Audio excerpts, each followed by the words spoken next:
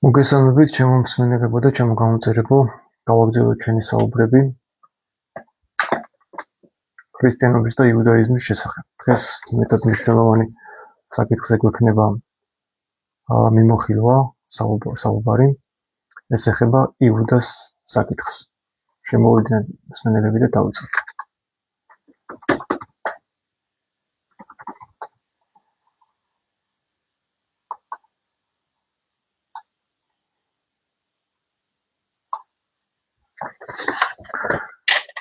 ესე იგი, კითხვა არის შემდეგში.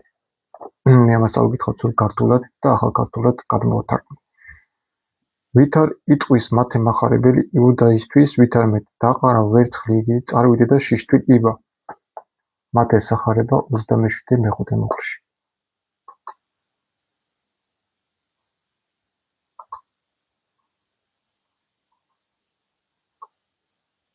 დაყარა ვერცხლი ტაძარში და იქაურებას გაეცარა, წავიდე და თავი ჩამოიხრჩო.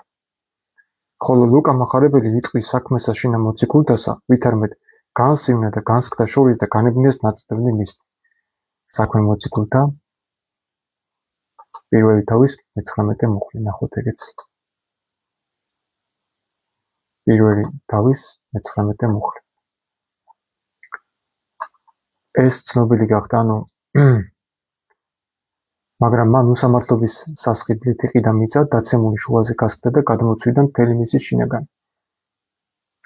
გამარჯობათ, კიდევ ერთხელ მოგესალმებით. შემოვიდეს კიდევ მსმენელები და დავიწყოთ. ღამე კარგია, მშვიდი გარემო არის და უფრო კარგათაც ფიქრობს გონება, ვიდრე იქ ხმაურში და რაღაც დიდი ხმაურია ხოლმე და გონებაც დაძაბული არის, როდესაც ვერ ფიქრობს. სხვა რამეზე ფიქრობს.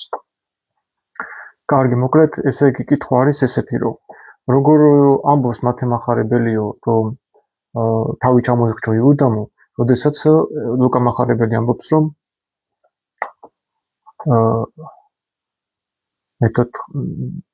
მე-18 მუხლში, რომ მან უსამართლობის სასყიდლით იყიდა მიწა,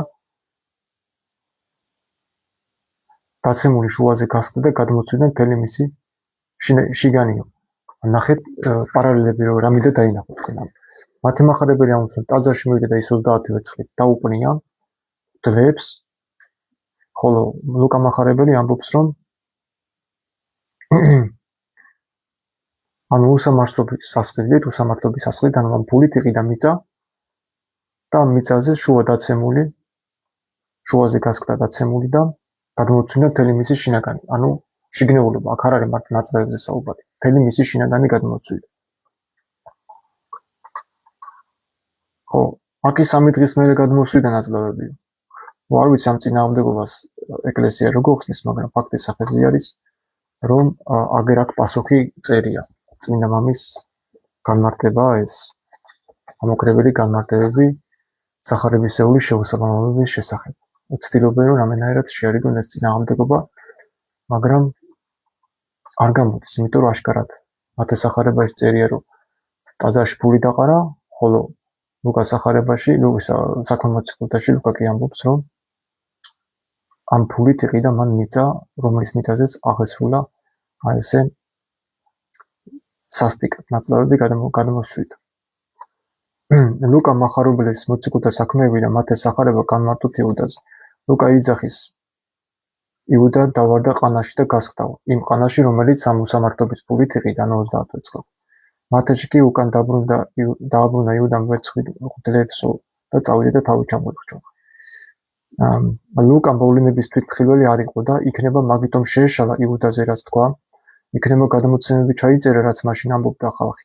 ჭეშმარიტად თუ შეიძლება ჩაითვალოს. როგორც ვიცი, ლუკა მახარებელი თვითონ წერს, რომ ის არ იყო თვითმხილველი ამ სახარებების, როცა წერდა, იესოს თვითმხილველი არ ყოფილა ის და ამბობს, რომ თვითონ ვინც იესოს მისდევდა და ვინც იყო იესოს დროს თვითმხილველი, მათგან მოისმინა და ჩაიწერა ეს ყველაფერი, ეს ინფორმაცია. თუ ჩვენ ამას დავუჭერებთ, მაშინ გამოდის, რომ ლუკას სახარება უფრო მეტად უნდა იყოს სანდო, იმიტომ რომ თვითმხილველებისგან იყო მოსმენილი და ჩაწერილი, ვიდრე მათე სახარება. იმიტომ რომ მათე სახარებაში ბევრი გაურკვევლობაა. ჯერ ერთი ფული რატომ აიღო იუდას მღვდელმთავრებისგან 30 ვერცხლად, როდესაც წინასწარმეტყველებაში არ ეწირა, რომ 30 ვერცხლად იესო უნდა გაყიდულიყო. არამედ წინასწარმეტყველებაში, ზაქარიაში, კონკრეტულად ზაქარიას მე-11 თავი თუ ზუსტად მახსოვს, ის 30 ვერცხლი იყრება ტაძრის საგანძურში და არა მიწას ყიდია, მაგრამ სახარების ავტორი ამბობს, რომ ტაძრის ფასი ეს უწმინდური საფასური იყო და არ ჩაიყარა ტაძრის საგანძურში ეს 30 ვერცხლი. არამედ ამ ფულით იყიდეს მიწა, რომელსაც დღემდე ხაკალდამას უწოდებენ, ანუ სისხლის მიწას. ებრაელები.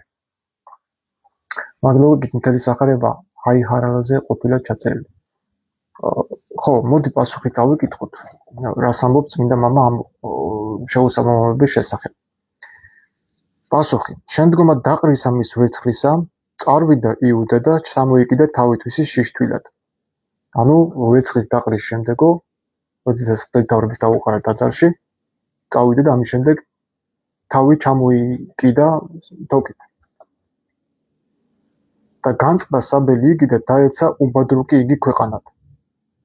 ანუ ის თოკი გაწყდა რითის კისერზე მოიბა და დაეცა უბადრუკი იგი ქვეყანად. ანუ ჩამოვარდა და ძირს დაეცა. და არა მოკვდა მასვე ჟამს, ანუ იმ წამსვე არ მომკვდარავ. არამცა შეინანა უჯულება ითვისა, ანუ თავისი უჯულებაც არ მოინანიო. არა და მღვდელმთავრებთან მივიდა და ვერცხლი დაუყარა და უთხრა, ხო,იფიმში სხვიზე რომ მოიხო ხავს და მიუყრის ვერცხლს, რომ უდანაშაულო კაციო მომაკვლევინე თუ რა. ამ ხელა ცოტა ჩამადგმინოთ ფეხიო და ჩვენ რაო შენი ხილეო, ხო ეტყვიან. ჩვენ რატო გვეუბნები შენი ბრალიაო რა. შენ არ გისურვდა ასეო? არამედ განსინა და დაიდვა ცხედარსაზე და 2 დღე მოსიკვდილად. ანუ ეს წმინდა მამა ამბობს, რომ იმ დროს კი არ მოკვდა, როდესაც ჩამოვარდა თოკი გაწყდა ჩამოვარდა, არამედ მთელი ეს 2 დღის განმავლობაში ის ცოცხალი ყოფილა თურმე და სივდებოდა მისი სხეული ამ ჩამოვარდნისგან. და ვიდრეღა იგი სული ედგა, დაეცა ცხედრისა მისგან და განსკდა შორის და განიბნეს ნაცდები მისგან მოკვდა. ნუ ანუ სანამ სული ედგაო, დაეცაო თავის საწოლიდანო, ან თავის სხეული დაეცაო, გადავარდაო და ისე როგორ გადავარდა, რომ გასკდა და ნაწლავები გადამოუვარდა, ჩემამდე არ მოდის. ვერ მოდის ჩემამდე. ნუ მოკლედ თუ კითხვები გაქვთ ამის შესახებ დაწერეთ თუ არა და მე მინდა ერთი მნიშვნელოვანი საკითხი მოვიყვანო, აი აქ კარკაუცკის წიგნი არის ეს ანტიკური ქვეყანა, რომელიც გამოვეცი 354 გვერდზე ეხება იუდას თემას. და მოდი წავიკითხოთ ის რას ამბობს იუდას თემასთან დაკავშირებით, იუდას გაცემასთან დაკავშირებით. თუ ჩვენ მის წამოწყებას განვიხილავთ როგორც ასეთ მცდელობას, ან როგორც მოამბოხე იესოს, მაშინ გასაგები ხდება იუდას ღალატიც, რომელიც გადაჯაჭვულია აღნიშნულ გადმოცემასთან. შემორჩენილი ვერსიის თანახმად, იუდამ იესო კოცნით გასცა, რითაც იგი მდევნელებს იმ პიროვნებად მიუთითა, რომელიც მათ უნდა დაეპატიმრებინათ. თუმცა ეს სრულად უაზრო ქმედებაა. სახარებების მიხედვით იესო იერუსალიმში კარგად ცნობილი იყო. იგი საჯაროდ ქადაგებდა დღე და ღამე. მას საოვაციებით ხვდებოდა. და მერე ის უცებ ისეთი უცნობი გამხდარიყო, რომ იუდას მიერ მითითება დასჭირებოდათ მის მომხრეტაბრობიდან გამოსაყოფად. ეს დაახლოებით ისეთივე იქნებოდა ბერლინის პოლიციას ჯაშუში რომ დაიქირავებინა იმ კაცის საჩვენებლად, რომელსაც ბებელი ჰქვია. ბებელი ეს არის მინიშნება აუგუსტ ბებელზე, გერმანიის წამყვან სოციალისტ იმ პერიოდში, როდესაც ეს წიგნი იწერებოდა. ანუ როგორც ბებელს იცნობდა მთელი გერმანია, სოციალ-დემოკრატები ასე იცნობდა იმ პერიოდში იესოს. და ასე დასჭირებოდა იუდას ამბორით გაცემა, როდესაც ეს კაცი მთელი იერუსალიმში ცნობილი იყო. და აგრძელებს. საქმე სულ სხვანაირად იქნებოდა, თუ საუბარი იქნებოდა დაგეგმილ თავდასხმაზე. ის იქნებოდა რაღაც გასაცემი. იქ იქნებოდა რაღაც საიდუმლო, რომლის ყიდვაც ღირდა. თუ კი მოხსენებიდან დაგეგმილი თავდასხმა მოიშლებოდა, მაშინ იუდას ღალატის შესახებ თხრობაც აზრს დაკარგავდა. მაგრამ რადგან ღალატი თანამებრძოლთა წრეებში აშკარად მეტისმეტად ცნობილი იყო და მოღალატისადმი რისხვა მეტისმეტად დიდი, მახარებისთვის ამ ფაქტის მიჩქმევა შეუძლებელი იყო. ახლა მას მოუწია თავისი ფანტაზიით ახალი ღალატის კონსტრუირება, რაც არც ისე წარმატებული გამოდგა. იუდას მიერ ღალატის ამჟამინდელ ვერსიაზე არანაკლებ უიღბლოდ არის მოგონილი იესოს დაპატიმრების ვერსიაც. სწორედ მას აპატიმრებენ, ვინც მშვიდობიან გზას გადაგებს. სამაგიეროდ სულაც არ აწუხებენ მოციქულებს, რომლებმაც ხმახვილები იშიშლეს და იბრძოლეს. დიახ, პეტრე, რომელმაც მალქოს ყური მოაჭრა, მიყვება მსახურებს და მღვდელმთავრის ეზოში სრულიად მშვიდად ჯდება მათ შორის და მათთან ერთად მასლა ავთობს. წარმოიდგინეთ კაცი ბერლინში, რომელიც ძალის გამოყენებით ეწინააღმდეგება თანამებრძოლის დაპატიმრებას, ისრვის რეველს, ჭრის პოლიციას და შემდეგ თავად ემიყვება პოლიციელებს მეგობრულად მათ საგუშაგოში, რათა იქ გათბეს და მათთან ერთად ერთი ჭიქა ლურდი დალიოს. ამაზე უხეიროდ ვერაფერს მოიგონებდი, მაგრამ სწორედ ეს უხეირობა მოწმობს იმას, რომ აქ იყო რაღაც დასამალ, რაც ნებისმიერ ფასად უნდა მიეჩქარათ. ლოგიკური და ადვილად გასაგები ქმედებიდან შეტაკებიდან, რომელიც იუდას ღალატის გამო მარცხდა და წინამძღოლის დატყვევებით დასრულდა. შეიქმნა სრულიად გაუგებარი და უაზრო პროცესი, რომელიც მხოლოდ იმიტომ ხდება, რომ ახსოვდეს წერილი. იესოს სიკვდილით დასჯა, რაც სავსებით გასაგები იქნებოდა, ის რომ მე ამბოხი ყოფილიყო, ახლა რჩება სრულიად გაუგებარ, უაზრო ბოროტებად, რომელიც საკუთარ ნებას ატარებს თვით რომაელი მმართველის წინააღმდეგაც კი, რომელსაც იესოს გათავისუფლება სურს. ეს არის შეუსამამობათა გროვა, რომელიც მხოლოდ იმით აიხსნება, რომ გვიანდელ რედაქტორებს სრულად ნამდვილი ამბავი არ გამჟღავნებულიყო. იმ დროს მშვიდობიანი ყოველგვარი ბრძოლის მოწინააღმდეგე ესელევიც კი აიტაცა საერთო პატრიოტიზმმა. ეს უკვე სხვა რამეს აგეწევს აქედან. გასაგებია, ხო? თუ იესო ქრისტე ყოველგვარი ძალადობის წინააღმდეგი იყო, მაშინ ისთვის იყო მოწოდება מחვილებისაკენ, ხო? როდესაც ეკითხებია, ხო? מחვილებზე მოწაფეები, აი აქ ორი מחვილი გვაქვსო. ესე არიან აქ ორ და აქ, ხოლო თავად მარქვა ამათ კმარს. მაშინ ჭირდებოდა იესოს מחვილებისაკენ მოწოდება, თუ კი ის ყოველგვარი ძალადობის წინააღმდეგი იყო. რატომ დაუშვა მან, რომ მისი მეგობრები მასთან ერთად შეერაღებული წამოსულიყვნენ? არ უნდა დაინტერესებულიყო მისი მოწაფეები დანებით რომ დადიოდნენ? შეერაღებული? ეს წინადადებში ვთქვით ჩვენ. კარგი, მოკლე ხად წავიკითხოთ ჩვენ კომენტარები, ის კითხვები, რაც მოგწეს. ქრისტე, ვინც შეიპყრო რომაელებმა, წარმოდგენაც არ ქონდათ ქრისტეს შესახებ. მათ ჭირდებოდათ მიმთითებელი და იუდაც ამიტომ დაჭირდათ, რომელიც ეამბორა ქრისტეს და გასცა იქ. თან ღამე იყო, მაშინ და ჭირაღდრებით იყვნენ. ამასთან დაკავშირებით რა სიტყვით? შეპყრობის ოპერაცია ჩუმად და ზუსტად უნდა ჩატარებულიყო, მაგრამ მისი აყვანა რაში დაჭირდებოდათ? ეგ ვერ გავიგე, როდესაც ქრისტე ყველგან დადიოდა ყოველგვარი დაცვის გარეშე. ეგ რომ ამიხსნათ. ხო, ამას ამბობს ესეც, ანუ ეს ყველანაირად გამოგონილი შეთხზული ამბავი არის, ასე ჭირდებოდათ იესოს პიროვნების გაგება, როდესაც იესო ქრისტე პირადად ეუბნება, ხო? იმ ჯარისკაცებსაც, რომ მე ვარო და უკან დაეცნენ, დაიყარნენ, ესე წერია სახარებაში. და მე კიდე ეკითხებიან, რომელია იესო. ადი უკვე გითხარით, რომ მე ვარო. და მე ეცემიან შეიპყრობენ, ხო? ნუ ეგეც საინტერესო არის, თუ იესო მაგიარა რომ მე ვარ და უკან დაიყარნენ, მაშინ იუდას ლოყაზე კოცნა რაღაც საჭირო იქნებოდა, ხო? აი ეს პარალელებიც რო გავავლოთ სახარებაში. გავაგრძელოთ შემდეგი კითხვა. იოანეს სახარების საკმარისი ანუ წამოიღე מחვილები, ხო კი, კმარავ, ანუ מחვილების ნებართვა დართო. და თავიდან რატომ აქეზიანა ქრისტე מחვილების წამოღებაზე მოწაფე. ხო, თუ מחვილები არ ჭირდებოდა, მაშინ რაღაცა უთხრა, რომ კმარს ორი מחვილი გვეყოფავ. თუ იქ ძალადობის წინააღმდეგი. იესოს არავინ ეძებს მიმალოს, ის თავად მიდის შემპყრობელებთან ეკითხება, ვის ეძებთ? იესო მორჩილად ჩაბარდა და გაყვა. პეტრესაც ხომ უთხრა, ჩააგე מחვილიო.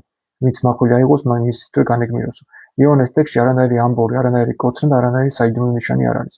ამისით მაშინ იუდას ამბორი როგორ ხდება? ლუკას 22 თავის 47-52 მოხლებში ესო იძახის, რომ იუდა ამბორით გამცემსო, მოციქულებს ეუბნება. ლუკას სახარება 22 თავი ნახოთ, აბა რა წერია. ლუკას სახარება 22 თავი 47 მოხლე. სიტყვა არ დაესრულებინა, რომ ახლა გამოჩნდა ხალხი, რომელსაც წინ მოუწყდა 1-12-განი, იუდა წოდებული და საამბოროდ მიახლა იესოს. ხოლო იესომ უთხრა მას, იუდა, მას ამბორის ყოფით გასცემ კაცის ძეს? ამბორით ყოფისა მისცემ ძესა კაცსასა? და მასთან ყოფილმა დაინახეს, რაც ხდებოდა, უთხრეს უფალო, ხომ არ დავცეთ მახვილი? ერთმა მათგანმა დაჰკრა ხმალი მღვდელმთავრის მონას და მარჯვენა ყური ჩამოათა. ხოლო იესომ თქვა, მოეშვი კმარა, შეეხო მის ყურს და განკურნა. ხოლო მის შესაყრობად მოსულ მღვდელმთავრები ტაძრის წინამძღვრებსა და უხუცესებს რომ უთხრა, როგორც ავაზაკს მახვილებით და წადებით მომიხდით. თხენი აქ და თქვენთან ვიყავით აზარში და ხელი არ აგიმართა ჩემზე, მაგრამ ახლა თქვენი დროა და ბნელეთის მეუღლება. აჰა, იესო ქრისტე თავის პირით აღიარებს, რომ თქვენ მიცნობდით, მე ვიცი ვინც ვარ, დელი თქვენთან გადაგედით და აგერ აქ ახლა შემოხვდით ჩემს ესაპყრობად, როგორც מחულებით და წათებით და როგორც ავაზაკი. מחულებით და წათებით ჩემი პორტო. მაშინ იუდას ამბურის ყოფით გაცემა რაშუაში, რატო დაიქირავეს იუდა, რომ იუდა რატო გაეტყოდა მაშინ, ვისაც მე ვაკოცებ ლოყაზე ის არის, ხო?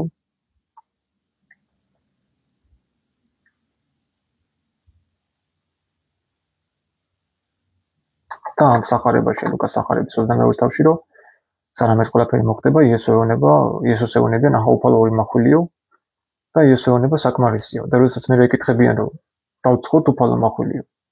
ერთ-ერთი მონათაგანი, ანუ ერთ-ერთი მოწაფეთაგანი ყურს ჩამოაჭრის მალქოზას და იესო ეტყვის, რატო აკეთებ ამას, ანუ ყოველგვარი ძალადობის ნაღმდეგი. საბა ის მახვილები შენ არ აკეთე. აღარ შეგდებოდა მაშინ. თუ კი წინააღმდეგი იყავი ძალადობის. ჩემი აზრით არ არის აქ მართალი იესოს ყველა იცნობდა იმ დროს მithumetes რაბინები და მათი მცველები. რაში შეიძლება იუდას ამბორი. ხო, იმიტომ მეკითხება ამბორით გასცემ იუდაო კაცისესო? ადგილზე მისდევენ რომ ილოცეთ რათა არ შეხვდეს სასმელში, ხოლო ვინც თვითონ ქვის სასროლზე გასცელა მათ მოხმყურებაც დამოდე მამაო თუ გნებავს ამაცილე სასმელს, თუმცა იყოს არა ჩემი ნება, არამედ შენი ნება.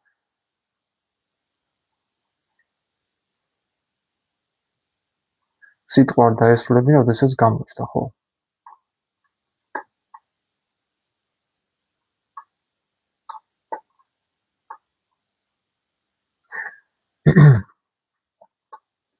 ეხლა ვეძებ რა სიცით, აი იუდა რო შეუთანხმდა მდელთავრებს.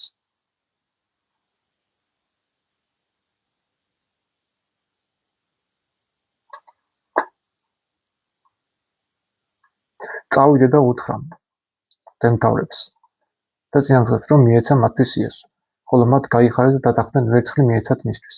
ისიც შეჰპირდა და ეძებდა ხელსაყრელ დროს, რათა ხალხის დაუცებად მათთვის მიეცა იგი.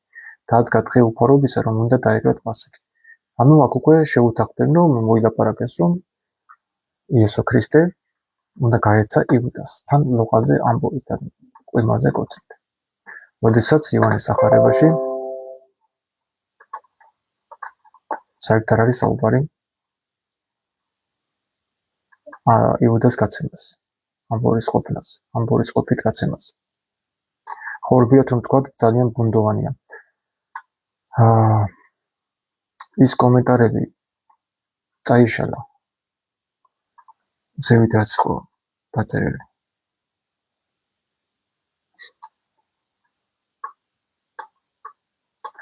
ერთი ცოტი ამას მე გადავარე სტარტებ ახლა და გამოჩნდება ისევის კომენტარები ზევით არ წანებით.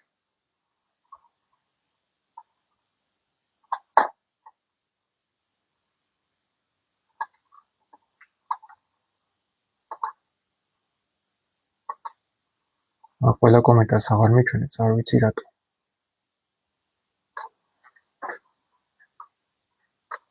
ყველა კომენტარს აღარ მიჩვენებს.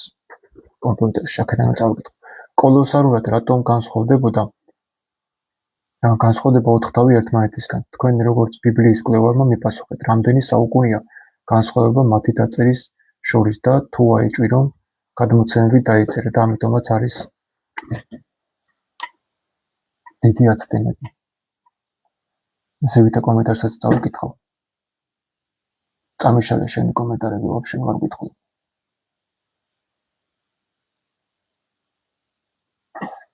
სულ წაიშალა შენი კომენტარები, შეგიძლია რომ პირადში მომწერო. აღარ გითხულობ. არც აქ აღარ მიჩვენებს.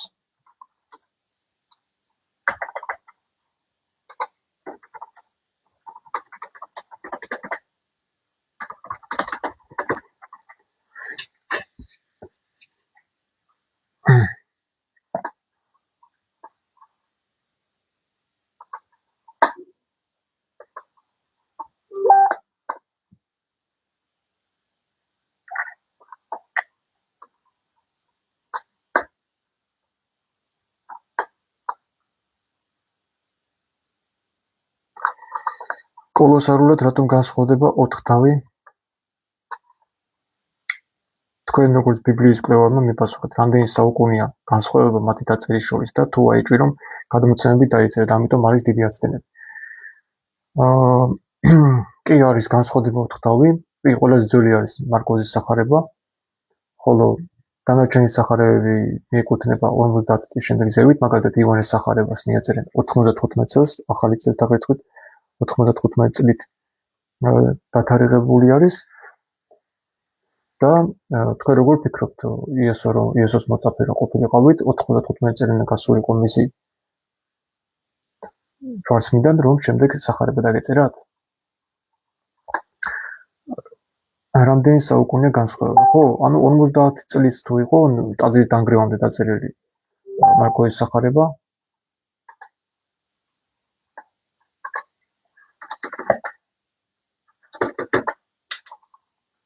მაშინ 95 წლამდე რამდენი დრო გავიდა, ხო? მათეში მღვდელმთავრებს უთან ხდება იუდა, ვისაც აქ ვაკოცებ, ის არის შეიპყარითო ეუბნება ივანეში კი თვითონ გამოდის იესო და ეუბნება მე ვარო. რომელი ვერსია ისტორიული სიმართლე. ივანეში იესომ იუდას როლი აბსოლუტურად გაუფასურა და თავისით ჩაბარდა. ხო, საინტერესოა ივანეს სახარების მომენტი და ლუკას სახარებასთან და მათეს სახარებასთან. მათეშიც არის შეფრობა, ხო? მოიცადე ნახოთ. ხო. მაშინ იხილა რა იუდა მისმა გამცემა რომ ჭავლი დასდეს, შეინანა და დააბრუნა 30 ვერცხლი მღვდელმთავრებს და უხუცეს. აქ წმინდა მამა ამბობს, რომ არ მოუნანიებიაო თავისი ცოდვაო. და ამ მოუნანიებელი ცოდვითო ისო 2 დღე იცოცხლაო, როდესაც თოგი გაწყდაო და მე გასიდაო და ნაწლავები გადმოყარავ. როცა აგერ წერია მათეს სახარების 27 თავის მესამე მოხში, რომ შეინანა და დაუბრუნა 30 ვერცხლი მღვდელმთავრებს. შევცოდეო რომ მოგეცით მართალი სისხლია. ხოლო მათ უთხრეს, ჩვენ რა შენიკითხევ? დაყარა ვერცხლი ტაძარში და იქორობას გაეცა და წავიდე და თავი ჩამოიხრჩო. თუ დამთავრდა, თავი ჩამოიხრჩო უკვე და მოკვდა. რა 2 დღე იცოცხლა და მე განსინა და ნაწლავები გადმოყარა. ეს წინააღმდეგობას რანაირად ათავსებენ ერთმანეთში, ჩემამდე არ მოდის. ვერ მოდის უბრალოდ. ნახოთ ახლა ივანეს სახარებაში რას უკეთებობას. ივანეს სახარებაში არის ეს მე-15 თავი უნდა იყოს წესით.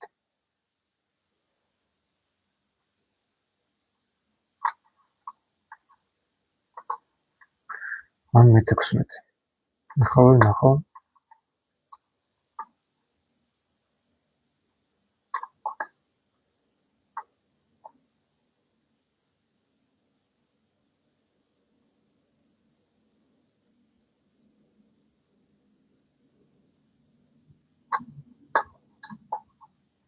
ივანეს სახარების მე-16 თავშიც არ არის, ნახოთ მე-17 თავი. მე-17 თავში არის ლოცვა, არ არის და მე-18 თავი, ნახოთ ივანეს სახარებას. აი ესეთი სურათია ივანეს სახარებაში მე-18 თავში. იცოდა იუდამაც მისმა გამცემა ეს ადგილი, სადაც ბაღი იყო იქ, კედრონის ხევის გაღმა გადავიდა. ვინაიდან იესო და მისი მოწაფეები ხშირად იკრიბებოდნენ იქ, მაშინ წაიყვანა იუდამ რაზმი და მღვდელმთავართა და ფარისეველთა მსახური და მივიდა იქ ლამპრებით, ჭრაღნებით და საჭმელით. ხოლო იესომ იცოდა ყველაფერი რაც მოხდა, გამოვიდა და უთხრა მათ, ვის ეძებთ? მიუგეს იესო ნაზარელოს, უთხრა მათ იესო, მე ვარ. ხოლო იუდაც მისი გამცემი მათთან იდგა. როცა უთხრა მე ვარო, უკან დაიხიეს და მიწაზე დაემხრა. კვლავ კითხა მათ, ვის ეძებთ? ხოლო მათ თქვეს იესო ნაზარელოს. მიუგო იესო, მაგე გითხარით, მე ვარ მერქი. ნუ მეძებთ, გავუშვით ესენი წავიდნენ, რათა აღსრულდა სიტყვა, რომელიც ითქვა, ვინც მე მომეცი, არც ერთი მათგანი არ დამეღუპავს. სად თქვა იესო ქრისტემ ეს, რომ არც ერთი მათგანი არ დამეღუპავს და ვის დასაღუპად იყო იესო მოსული. აი ეს სურათი მთლიანად ცვლის მათესეულ და ლუკასეულ სიუჟეტს, თითქოს იუდას ლოყაზე კოცნით დასჭირდა მაცხოვრის გაცემა. როდესაც აქ იესო პირდაპირ ეუბნება, რომ ვის ეძებთ, აგერ მე ვარ აქა, იესო მე ვარ და უკან დაემხრა და მე კიდე მეორე თუ მეორე, ხო ვის ეძებთო და იესო ნაზარელოსო და აგერ ვარ მე. ანუ ფაქტები არის არეული რა. მათე, მარკოზი, ლუკა სხვა რამეს წერენ, ივანე კი სულ სხვა რაღაცას არის. ივანეში არ არის იუდას მიერ ლოყაზე კოცნით გაცემა. ქრისტე ხომ აღდგა ხან იცნობდნენ მოწაფეები, ქრისტე რომ აღდგა ხან იცნობდნენ მოწაფეები ქრისტეს, როცა გამოეცხადებოდა ხოლმე, ხან ვერ ცნობდნენ წერია, ეს რა ფენომენია, ხო სხვა სახით ეჩვენა, ხან ცნობდნენ, ხან ვერ ცნობდნენ. არ ვიცი რა სახის ფენომენია, მართლა დამაგნებელი. მათეში მღვდელმთავრებს უთანხმდება იუდა, ვისაც აკოცებ, ის არის შეიპყარი თუ ეუბნება. ივანეში თვითონ გამოდის იესო და ეუბნება. მე ვარ რომელი ვერსია ისტორიული სიმართლე. ივანეში იესომ იუდას როლი აბსოლუტურად გაუფასო და თავისით ჩაბარდა. ხო, რომელია სწორი? მე უფრო ივანეს ვერსიას ვემხრობი, რომ იესო ქრისტე თავისთავად თვითონ წარმოუდგინა, რომ მე ვარ. შეკითხო ვის ეძებთო, იესოს ეძებთო და ეს უფრო ლოგიკურია, აგერ მე ვარ. მაგრამ საინტერესოა, სათქვა იესო ქრისტემ, რომ მამა ესე მის ჩამაბარე, მის ჩემომეცი არავინ დამეყუბავს. ამას ღვთის ძე და ღმერთი არ უნდა იძახდეს, ის ხო დასაღუპად არ იყო მოსული. რატო ამბობს მაგას? ან რომელი ნათქვამი სიტყვა უნდა აღსრულებულიყო, რომ იძახის მამა რომელიც მომეცი არავინ დამეყუბავს. აი მე ვემუხში, მეცხრე მუხში. ათა აღსრულდეს სიტყვა, რომელიც ითქვა, სად ითქვა ეს? სათქვა იესომ, რომ მის ჩემომეცი არც ერთი მათგანი არ დამეყუბავს. ან რატო უნდა ითქვა? ღმერთს ღვთის ძეს ესეთი სიტყვები, რომ მის ჩემომეცი არავინ დამეყუბავს. ვის დასაღუპად იყო მოსული? ამას არ უნდა ამბობდეს ღვთის ძე, რომელიც ჩვენ სახსნელად იყო მოსული. მათემ იქნება იუდას სიკვდილის მიზეზი ახსნა, ხოლო ლუკამ რა დაემართა გვამს სიკვდილის შემდეგ. ხეზე ჩამოიხრჩო თავი და იქნება ტოტი მოტყდა, გადავარდა კლიდან და გასკდა. ლოგიკურად რომ მივჯეროთ, არის აზრი ამაში, აბსოლუტურად შესაძლებელია თავის ჩამოხრჩობის შემდეგ გასკდომა სხეულის. თუმცა იმ დღესვე არ მომკვდარა, 2 დღე იცოცხლა. და თუ ჩამოვარდა და კლდეზე დაიმტრო და დაილეცა და გასკდა და ნაწლავები გადმოყარა, როგორც ეგ მე-19 რომლის საუკუნის ხატი არის აქ. მაშინ სრულიად ალოგიკურია და გაუგებარი არის ის ფაქტი, რომელსაც ახლა ჩვენ თვალებში ნაცած გვაყრიან და გაუნებიან, რომ თურმე იუდა არ შეინანა, 2 დღე ცოცხლობდა და იმ ნაყიდ მიწაზე გასკდა, რომელი უსამართლობის ფულითაც ის შეიძინა. თუ ის ფული ტაძარში დაუბრუნა და ვითომ ეს ზაქარია წინასწარმეტყველის სიტყვები აღსრულდა, რომ 30 ვერცხლად შეხვასთან მეთუნის ისაო, ხო, თუ რაღაც როგორც არის, ხო, იქ წინასწარმეტყველება, მაშინ ამ ფულით როგორ იყიდა ყანა თვითონ იუდამ და იმ ყანაში როგორ აღესრულა ესეთი საზარელი სიკვდილით, ხო?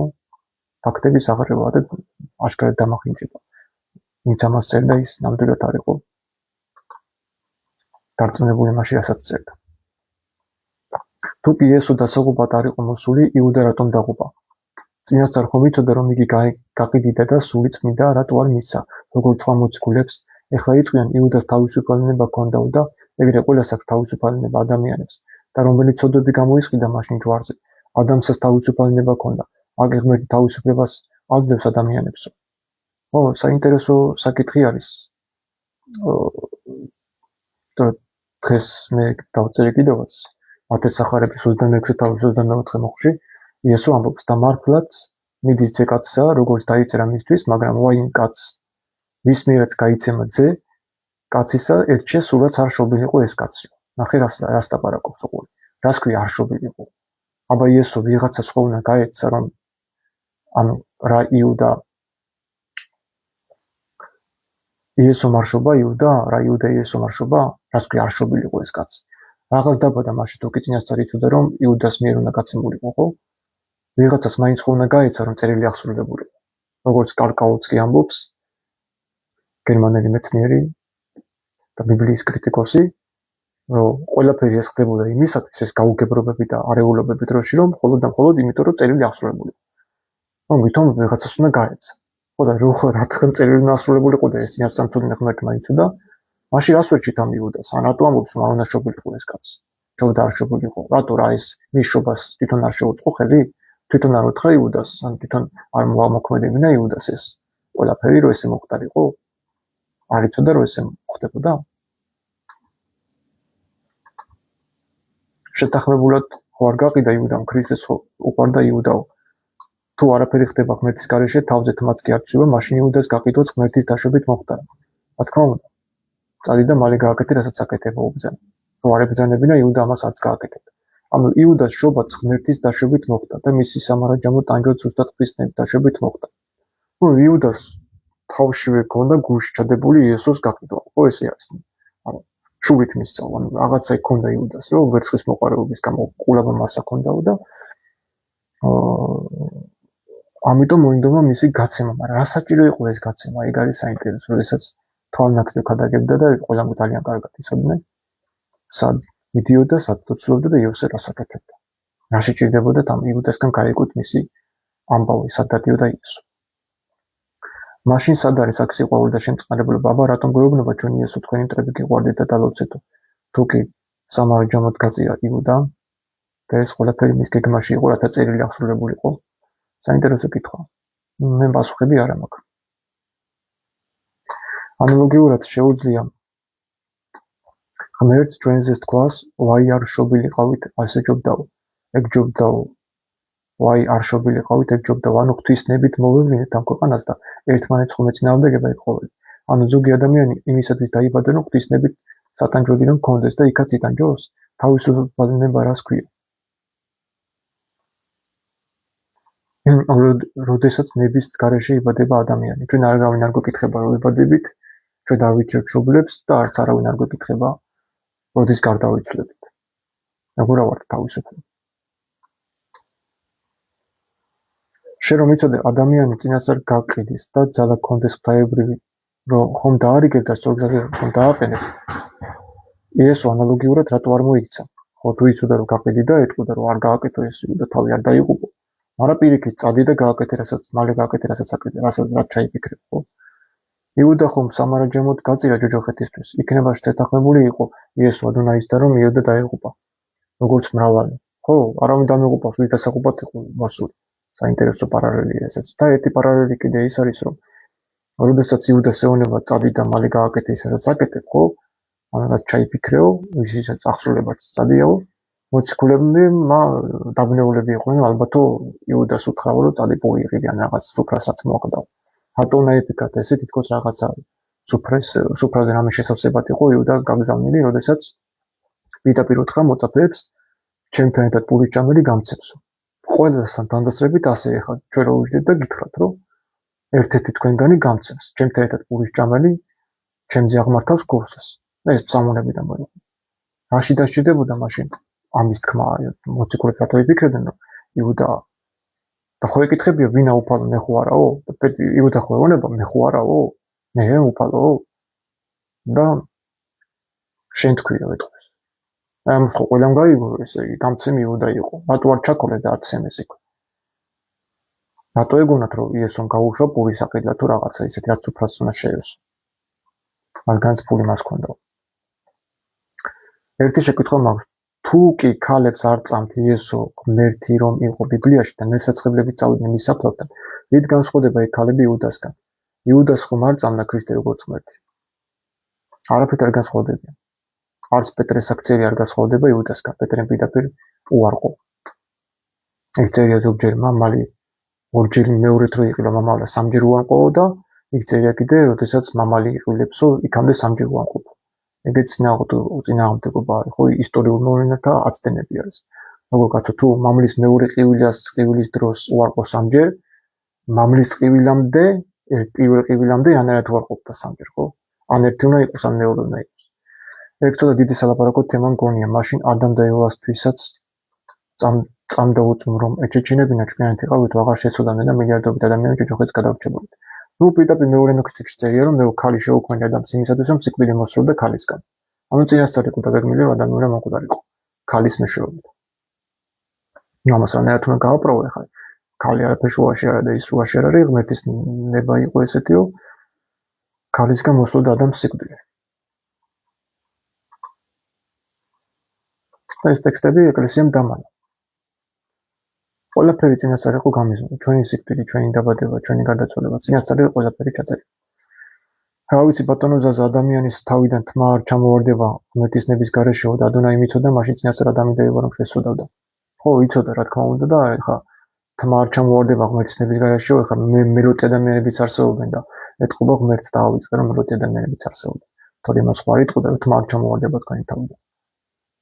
არ იცოდა რომ მელოდი ადამიანებიც არსებობენ და ყველას არა აქვთ მათ თავზე? რა პარალელებს ავიღებს. მე მგონი ამოწურეთ მეგობრებო ეს თემა საკმარისად, რა ვიცი. თუ არ ჯობია დავასრულოთ თუ გავაგრძელოთ. დროში ვაღამია მაინც ეხლა და თუ გაქვთ კითხვები კიდე დაწერეთ თუ არა და დავასრულოთ მაშინ. მედია საინტერესო საკითხებს შევეხეთ და რაც აქამდე არავის არ მოусმენ. მეც გამეკვირდა სხვათაშორის ეხა პირველად ამ ლაივში მე თუნდაც პირველად გავაჟღერე ეს წინააღმდეგობები, აქამდე მეც არ ვიყავი ესე ღრმად დარწმუნებული და ჩახედი უბრალოდ საუბარმა მოიტანა, კითხვა მოიტანა და ამ ურთიერთობებმა რაც ჩვენ გვაკავშირებს ძალიან საინტერესო არის. ხო, ჯობია 2 და 3 კაცი მყავდეს მენელი, ვინც კითხებს და მისმენს და მომცემს იმის საშუალებას, უფრო მეტად ვიაზროვნო, ვიდრე ის რომ მე ვილაპარაკო 24/7-ზე, როგორც ავსიტყვაობა ჩემზე, რომ მე თურმე ქრისტეს ვქადაგებ 24/7-ზე, მე არ ვქადაგებ ბიბლიურ ქრისტეს, რა თქმა უნდა. მე ვსაუბრობ იმ პრობლემებზე, რაც არის ბიბლიურ წინააღმდეგობებში. ქრისტეს ჯვარცმაზეც მაინტერესებდა საკითხი. იუდა იყო ქრისტეს სიტყვის გამცემი, სწორედ რადგან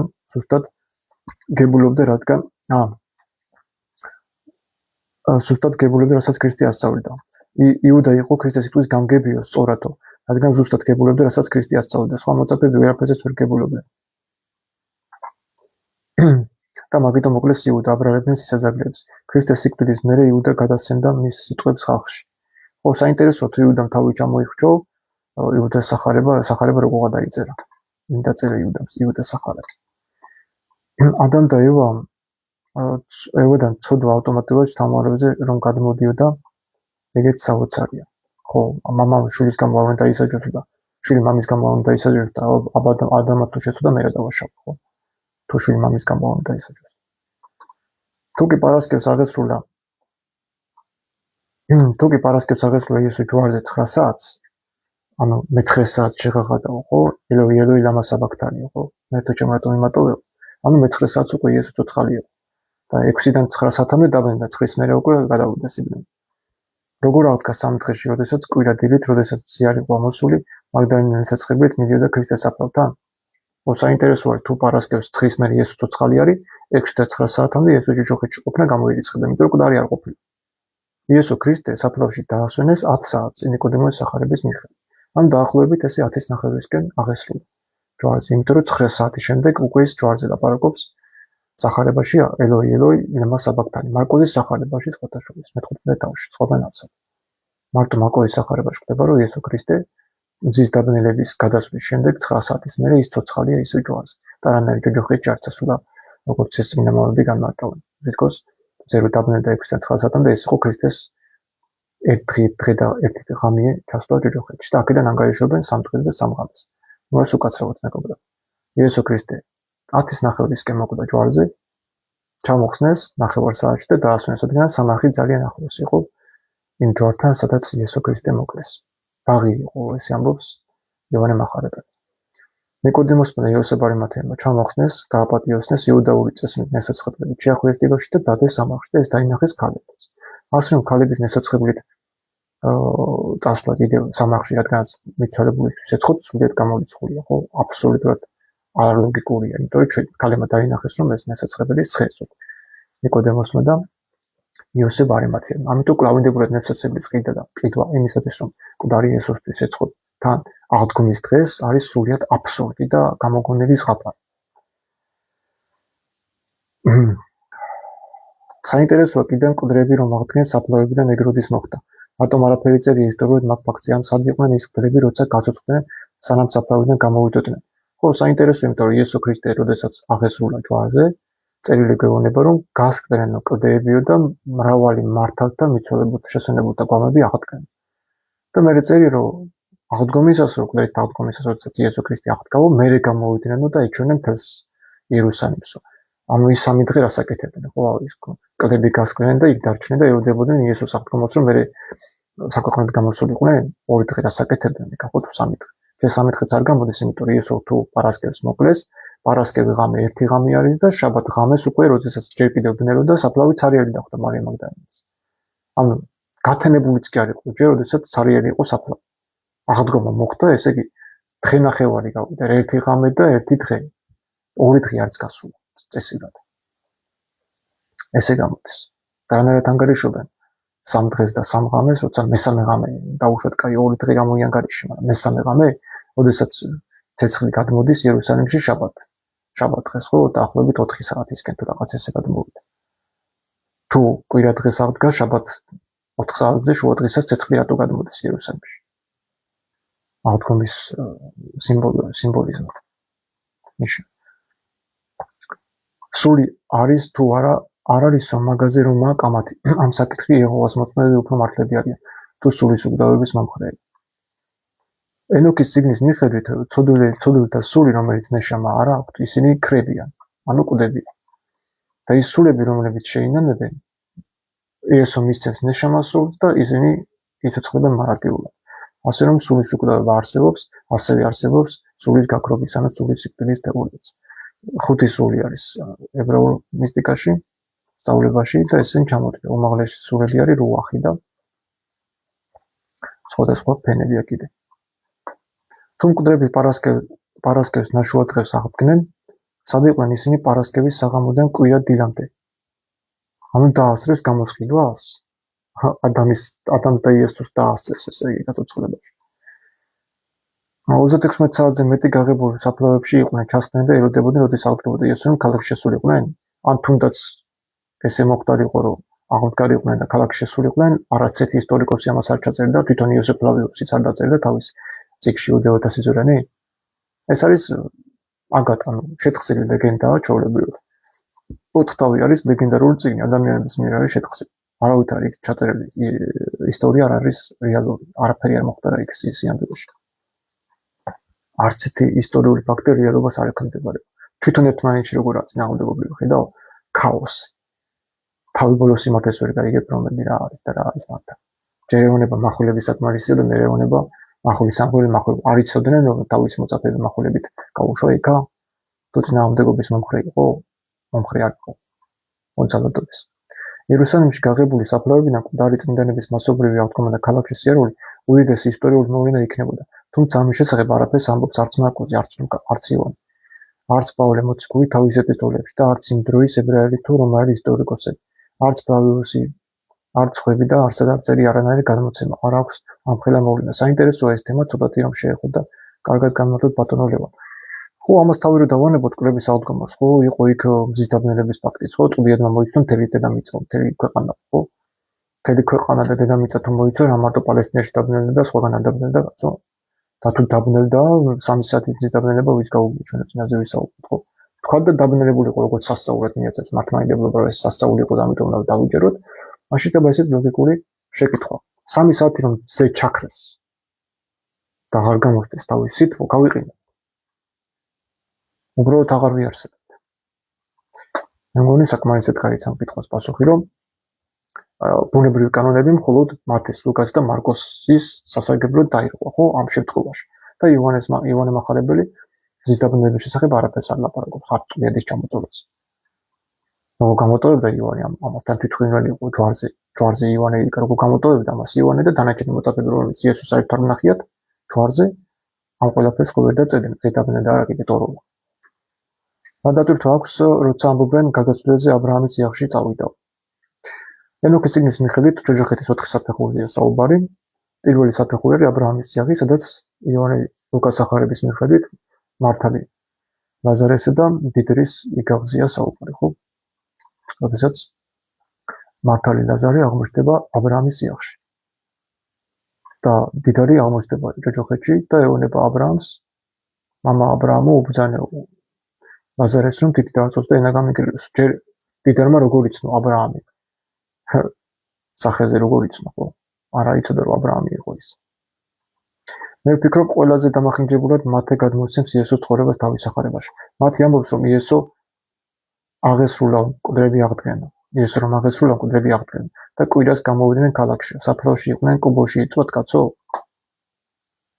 ხო, სადაც თუ აღდგენ იმ დღეს როცა ქრისტე მოკვდა, კვირამდე რასაკეთებენ, ხო? პარასკევიდან კვირამდე დიდი დრო არის. რომ ისინი ყოფილიყვნენ დაგდებოდნენ იესოს აღდგომას რომ იქიდან გამოსვლა. ალბათ შეიძლება რომ გაცოცხლდნენ, გაშაშებულები იყვნენ და ვერ დადიოდნენ სანამ იესო არ აღდგა და არ გამოიყვანა იქიდან რაღაცა ესეთი მუმიის მსგავსად რა. 2 დღე მოანდომე სიტყვა ჩონჩხს სხეულის შესხმა, რავი, აბა რა უნდა ვიფიქრო. მაგრამ არა ტექსტი გვეუბნება, ტექსტი იმასაც კი არ გვეუბნება, დაჟე რომ იმ დღეს გამოვიდნენ. არა. აღდგომის დღეს გამოვიდნენ, ანუ მესამე დღეს გამოვიდნენ საფლავებიდან. გამოდის რომ ეს ორდღიანი პროცესი ხორჩესხმა იყო ალბათ რა ესე.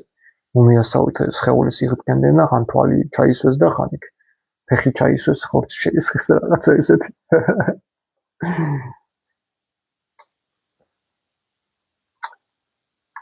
კარგი, ხوارჯობია დავასრულოთ, რა სიტყვით ხალხო.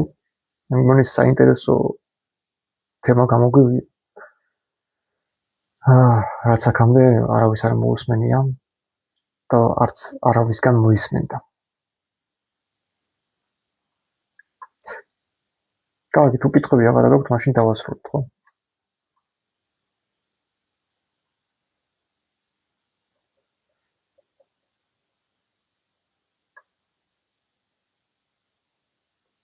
ჩემი მორწმუნე როგორც მოკვდეს, მაინც იცოცხლებს. აბა ესეც გითხარი რა ხდება. ხო, იესო ამბობს მაგას მართას ეუბნება, ხო? მართა, იმიტომ რომ მარიამი იქით იყო გასული. ტიროდა. ხო და მართას რო ეუბნება, ვისაც წამსო. ვისაც ჩემის წამსო, რომც მოკვდეს, მაინც იცოცხლებს. ეს რა სიტყვებია, ხო? მე არ მესმის უბრალოდ. და ამატებს კიდევაც, ხო? ჩემი მორწმუნეო სამჯეროს არ წარდგება. ის უკვე გადასულია სიკვდილის სიცოცხლეში. რანაირად? იქ არ არის საქმეებზე ეს არ შეცოდო, ის არ გააკეთოთ იცნება დაიცავე. არა, უბრალოდ იესო იწამე და სულ გადასული ხარ სიკვდილის სიცოცხლეში. ანუ სამჯეროზე აღარ მიდის. რანაირად? მას ეს წამს 99% მართლმადიდებლებს იესო, მაგრამ არც ერთი არ ცხოვრობს ქრისტიანულად. მასაც იესო ეუბნება, არც ერთი არ ასრულებს. და იესო რომ მოდის რა, ვინ როგორ განეკითხავს, საქმეებით განეკითხავს, წვენით კი არ განეკითხავს. მაგრამ ლუკას ახარებაში პირიქით ამბობს. კაცის ძე რომ მოვა უპოვებს უქვეყნად რწმენას, უიწმენას ეძებს და არა საქმეებს. ეს არის მახლოკეთი ებრაული, ანუ დაპირისპირება არის. ჯერ საქმეებზე აქვს ორიენტირება და ყურადღება გამახვილებული, რომ რატომ მეუბნებით უფალო-უფალო ჩემს თანხმს არ ასრულებთო, პირდაპირ საქმეებზე მინიშნება და მე ეუბნება, რომ კაცის ძე რომ მოვა რწმენას პოვებსო, ანუ ყველანაირი დენომინაციის არსებობას ეჭქვეს საქმეებს. ანუ არც ერთი რელიგია იესოს სახელით, რომელიც იესოს გადაგებს, იესოსთვის ჭეშმარიტი არ არის, იმიტომ რომ მორწმუნეს ვერ ნახავს რომ მოვაკაცეს, ეს ჩუქა შაყენებს, ეძებს მორწმუნეს. ბატონი დაზე გეკითხება, რა დატვირთვა აქვს, როცა ამბობდნენ გარდაცვლილზე აბრაამის წიაღში წავიდა. მაგაზე ვთქვით უკვე ხო. ენოქის წიგნიდან არის ეს ციტირებული, პარალელებს არის ენოქის წიგნიდან. და ენოქის წიგნში არის აბრაამის წიაღი მოხსენებული, რასაც ლუკას ახარებაში იოანე დედესა და ლაზარის სიგავში ამბობს. კარგი, გაქვთ კიდე შეკითხვები?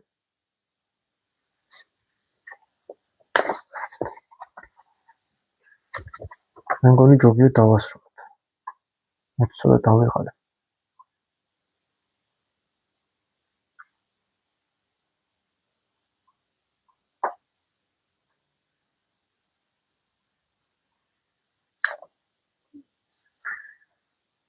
თუ არა გაქვთ კითხვები, აბა აქ რა არის?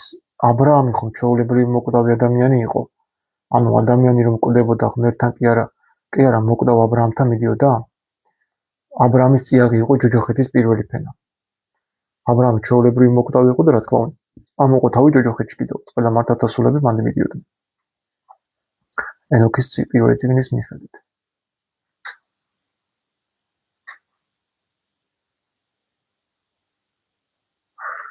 კარგი, დაგემშვიდობებით მეგობრებო და იმედია საინტერესო ლაივი გამოვიდა და შემდეგში უფრო კარგი კითხვებით მოვემზადოთ. აბა თქვენ ვიცით.